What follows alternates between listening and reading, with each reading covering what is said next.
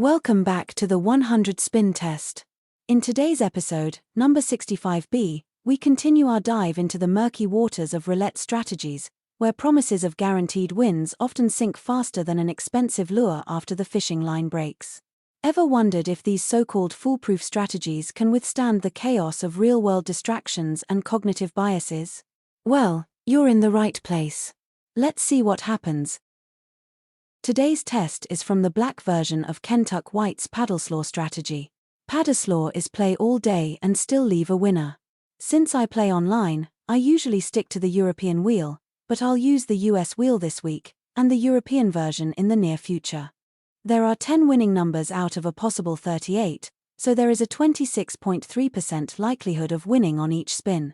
The presence of the zero allows the casino to Texas two-step 5.3% of each bet in aggregate, so our expected loss is 42 units. To simplify things for analysis and scaling, I've reduced the unit size to 1 simoleon. Place 4 units on black, then 1 unit on the second dozen, and 1 unit each on the 7 to 12 and 25 to 30 double streets. You will win a 12-unit jackpot if the ball lands on 8, 11, 26, or 29. You will pocket 6 units if the ball comes to a rest in 2, 10, 17, 20, 28, or 35. You get a push with 4, 6, 13, 15, 22, 24, 31, or 33, and a 2-unit loss if the ball lands in 5, 7, 9, 12, 14, 23, 25, 27, 30, or 32. Your 8-unit whacks can be found on 00, 0, 1, 3, 16, 18, 19, 21, 34, and 36.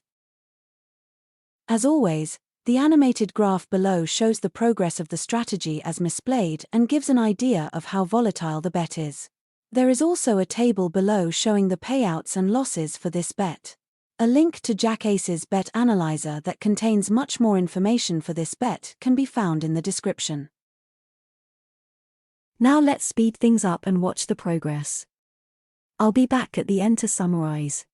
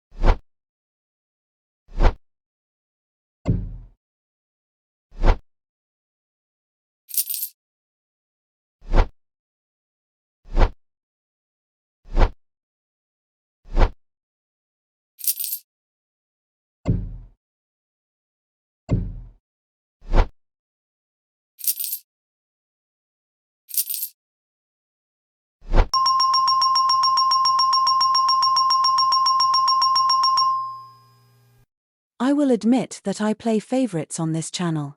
I am far more critical of creators who make unrealistic claims over those who are frank and honest about expectations. I admire KW, but I am deliberately breaking every rule or guideline that he shares in order to show that winning in roulette is more than just finding the right chip placement. Check out his channel. I can pretty much guarantee that he wouldn't place the same flat bet 100 times in a row. Still, we came out ahead by almost 9 bets. I ran the routine statistical tests on the results. I've excluded pushes for a few stats. The average number of spins before we got a hit was 2.5 with a standard deviation of 2.4. That means it took about 8 spins plus pushes to get a win 65% of the time and 10 spins 95% of the time. We had one streak of 5 wins before a loss, one streak of 4 wins before a loss, one of 3, and 5 streaks of 2 wins before a loss. We also had one streak of 12 losses before a win, one streak of 6 losses before a win, 2 of 4, 1 of 3 and 2 streaks of 2 losses before a win. This way of representing the data is likely confusing, but I mention it that way for planning progressions. On a push, you generally don't increase your progression, so I focused on the progression steps. Pushes can seriously hide bad streaks. Including those pushes, 35 repeated once. The hot numbers were 25 with 7 hits and 11, 13, 16, and 23, with 5 hits each. The cold numbers were 3, 18, and 21, with no hits each. We were in profit for 99% of the test. We were only below 0 after the first spin. Keep in mind that casinos don't exist to make you rich. In fact, they exist to drain from your wallet whatever you allow them to take. Never take gambling advice at face value.